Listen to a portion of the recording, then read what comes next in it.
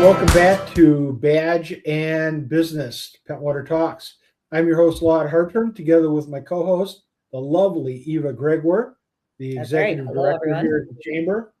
And today we're going to be talking about Memorial Day weekend. This is the unofficial kickoff of the summer season here in the village of Pentwater. So what do we got going?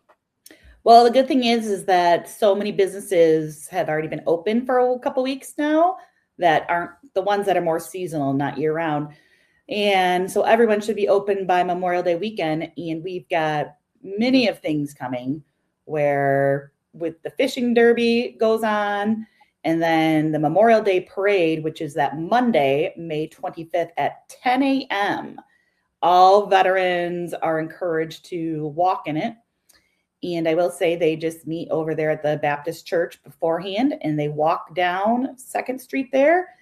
And then they head south on Hancock Street, followed by the Marina ceremony, the Village Green ceremony, and the cemetery ceremony. But 10 a.m., make sure you check out the parade on Monday, the 25th. It is a brief parade, too. And I encourage any veterans to come walk or ride in it. Yeah, this is probably one of the most important weekends we have frankly, in our country, but certainly here in Pentwater. We have a lot of veterans. And especially as we're recording this today, we're involved in a war in Iran. And as a matter of fact, one of our alumni officers, Lindsay Shabana, is deployed right now. And I texted her the other night, and she's in the thick of things. So, yeah, we have to really honor our veterans, past and present, and our service people that are out there. And so this is an important weekend. It's important. It's a good education weekend for the kids too, so they begin to understand that. So, like Eva said, this parade starts about 10 o'clock. The guys start getting together probably about 9:30, maybe quarter after 9, and they all organize there at the Baptist church in the corner. So I would tell you that as our veterans have gotten older, the parade is not sped up. So a lot of them now are in vehicles, Jeeps, and some different trailers help get them down there. And our parade is a little unique. We will go down Lowell to Hancock Street. We take a left on Hancock, and we go down all the way to the Village Marina. And at the Village Marina, the Coast Guard and the Sheriff's Office boats are out. They do a very nice service right there at the marina, laying of the wreath. And then we literally do a 180-degree turnaround, and we go back to the Village Green, and they have a service on the Village Green. So it's literally, you go one direction, you're there for about 15, 20 minutes, and then you turn it all around and go back in the other direction. Yes. It's not your typical parade. No, it's a long-standing tradition in Pentwater, and the school bands are involved in everything. I was involved when I was a student. I think one time the band almost got marched into the lake by their head majorette, but that didn't happen. So that was good. They made it back. But it is one definite tradition to come and recognize and show your appreciation for the standing of Memorial Day.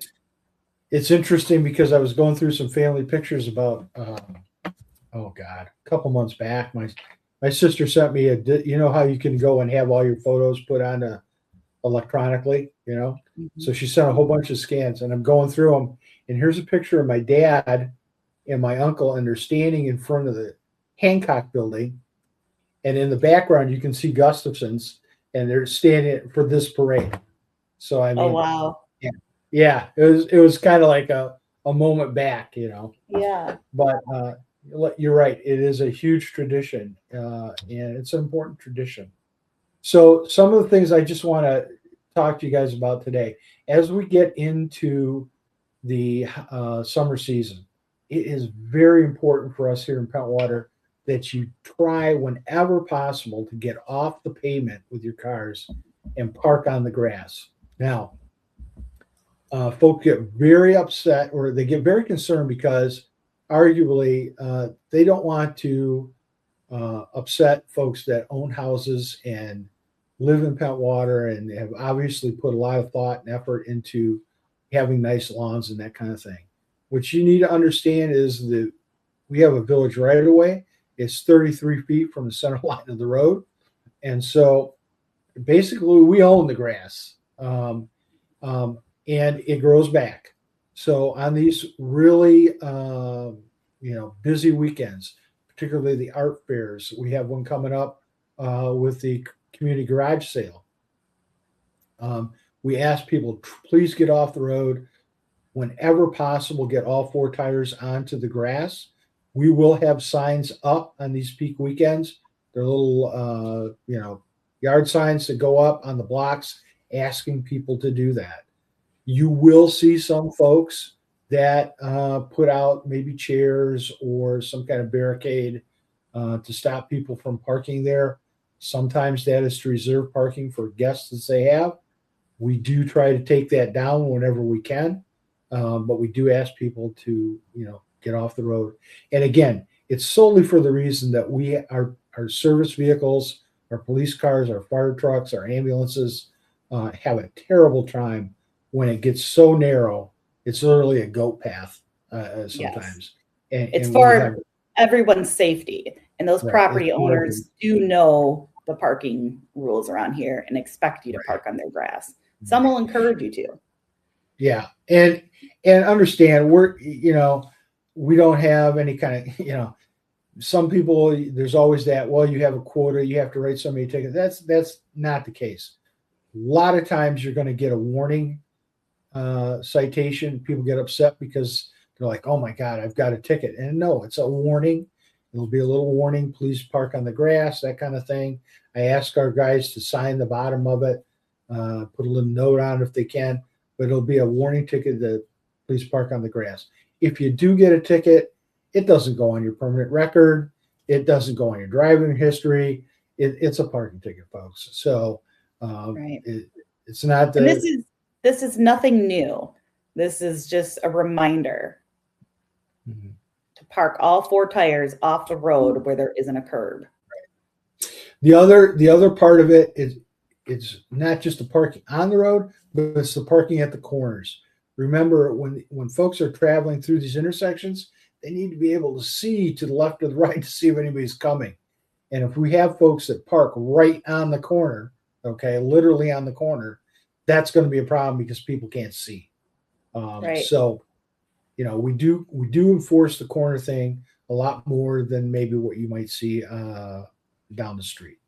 So once again, we're going to touch on this several times as we go through these podcasts, but parking is a huge issue. So please, whenever possible.